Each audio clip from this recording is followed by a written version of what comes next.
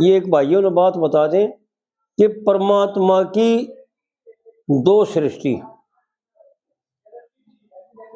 एक तो व्यवहार काल में भी दो सृष्टि है और अध्यात्म काल में भी दो सृष्टि है। एक तो व्यवहार काल में तो जीव सृष्टि और ईश्वर सृष्टि। जीव सृष्टि तो उसे कहते हैं जो अपने से संबंध रखता हो, नाता जुड़ गया हो, पुत्र हो या अपनी लड़के की बहू हो, नाता जुड़ गया, वो रिश्तेदार नाता जुड़ गया, वो भी अपने होगी। ये तो जीव सृष्टि है।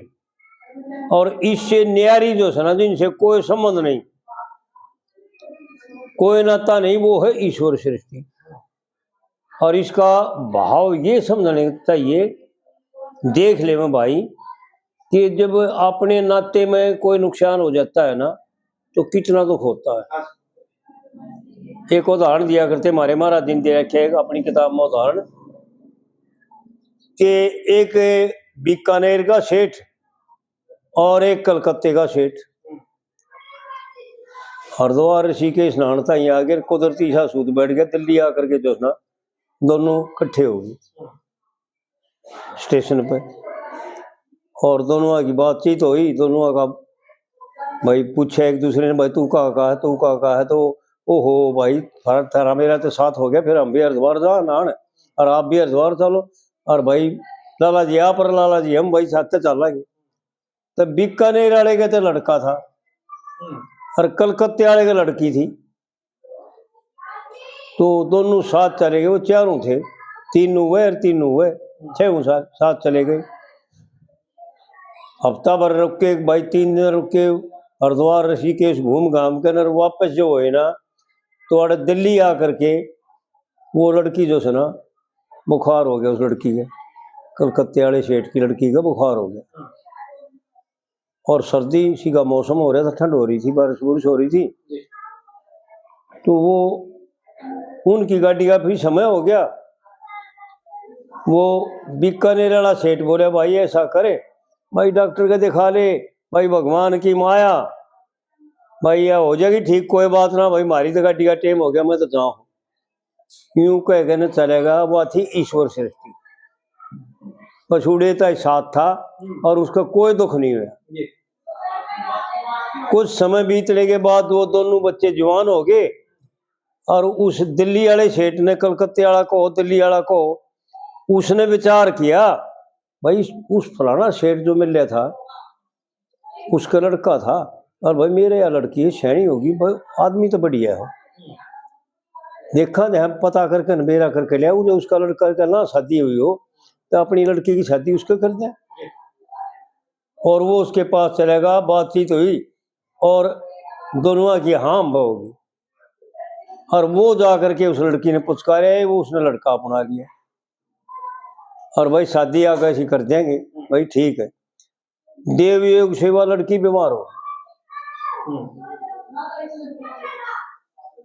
बीमार होगी, तो उसने जब हालात उसके बिगड़ गए तो उस कलकत्ते वाले सेठ ने उनके पास बेरा दिया कि भाई ऐसे ऐसे हमारी लड़की बीमार होगी और भाई तबीयत ज़्यादा खराब है, हो सकता है भाई ना जीवे, अगर भाई आप मिलना चाहते हो तो आ जाओ। तो वो आगे चाल पड़े उड़े थे, और जब कुदरती देव योग से वो तो उड़ा आएगा ना, और वो लड़की ने शरीर पूरा कर दिया, उड़न भी ना पाई उनसे। दोनों वीर मर्द उस लड़की को ऊपर पड़ते हैं, बड़े कौतक करते हैं, हाय मारी बहू उम्र की, हाय मारी बहू। तो कोई आप जैसा समझदार या कोई महात्मा ने पूछा, अगर वो दिन भी यह लड़की थी, 8 माह सरने का यह लड़की थी दिल्ली भी, जब यह इतनी तगड़ी बीमार हो रही थी, मरण हो रही थी बुखार में, इसका कोई कोई सांस आओ था, उस दिन तो आपने क्या घर चले गए, उस दिन तो इतने ना चिल्लाए, इतने ना रोए। आज तो जीव सृष्टि या थारी होगी और उधर ईश्वर सृष्टि थी, तो इसको कहते हैं जीव सृष्टि और ईश्वर सृष्टि। तो इस प्रकार से जो है ना, जब संबंध जुड़ जाते हैं तो वो जीव सृष्टि में आ जाता है।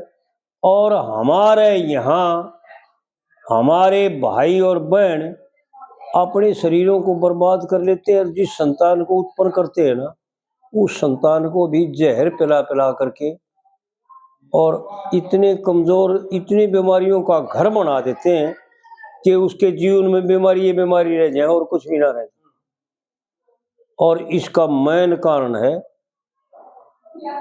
भाई, जो शास्त्र पढ़ते हैं ना भाई, उनको तो बताने की आवश्यकता नहीं, क्योंकि वो तो जानते हैं शास्त्रों में कोई बीमारी नाम की चीज या कोई दिक्कत नाम की चीज, कोई क्लेश नाम की चीज नहीं है। यह पूरी की पूरी सृष्टि आनंदमय है। क्यों आनंदमय है? यह सृष्टि परम पिता परमात्मा ने अपनी खातिर रखी, ना कि किसी और की खातिर रखी। यो जीव बन गया ना, जब यो जीव बने जब इसका यह भूल लाग गया, अपने स्वरूप को भूल गया, इसमें इतना मसरूफ हो गया अपने खेल में, अपनी ही रचना में, कि अपने आप को भूल गया।